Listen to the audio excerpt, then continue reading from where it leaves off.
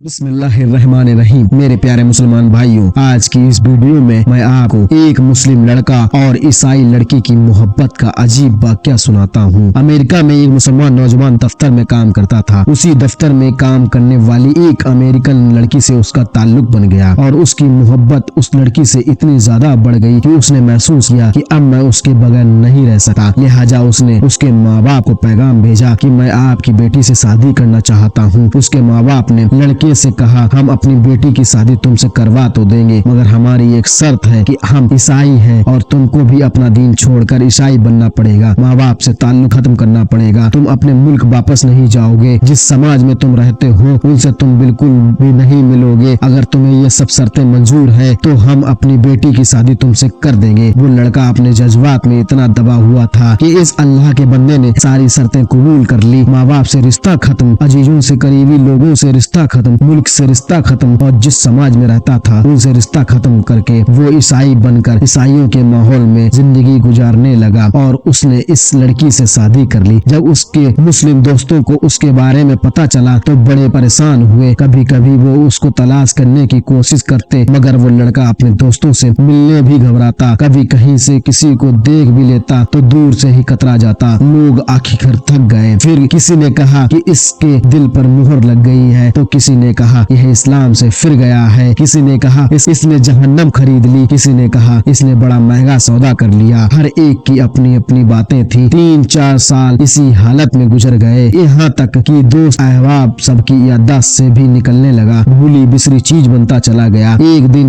امام صاحب نے فجر کی نماز کے لیے جب دروازہ کھولا تو دیکھا کہ نوجوان لڑکا مسجد میں آیا ہے۔ اس نے وضو کیا اور نماز کی صف میں جا کر بیٹھ گیا۔ امام صاحب بڑے حیران ہوئے، ان کے لیے یہ بات بڑی عجیب تھی۔ امام صاحب نے نماز پڑھائی اور اس کے بعد اس لڑکے کو سلام کیا، پھر اس کو لے کر اپنے کمرے میں چلے گئے اور محبت سے پوچھا کہ آج بڑی مدت کے بعد آپ کی زیارت نصیب ہوئی ہے۔ اس وقت اس لڑکے نے اپنی حالت بتائی کہ میں نے اس لڑکی کی محبت میں اپنا سب کچھ قربان کر دیا، بہت کچھ میں نے اپنا ضائع کر دیا، لیکن جس گھر میں میں رہتا تھا اس گھر میں اللہ کا قرآن رکھا ہوتا تھا۔ میں جب کبھی آتا جاتا اور اس پر نظر پڑتی تو میں اپنے دل میں سوچتا کہ یہ میرے مولا کا کلام ہے، یہ میرے اللہ کا قرآن ہے اور میرے گھر میں موجود ہے۔ میں اپنے نفس کو ملامت کرتا، اعمال تو میرے برے تھے لیکن دل مجھے کہا کرتا نہیں، جس کا میں نے کلمہ پڑھا ہے میں اس سے محبت کرتا ہوں، اس کی نشانی میں نے اپنے گھر میں رکھی ہے۔ اسی طرح کئی سال گزر گئے۔ ایک دن میں آیا اور عادت کے مطابق وہاں سے گزرتے ہوئے میں نے اس جگہ پر نظر ڈالی، مجھے قرآن نظر نہیں آیا۔ تو میں نے اپنی بیوی سے پوچھا کہ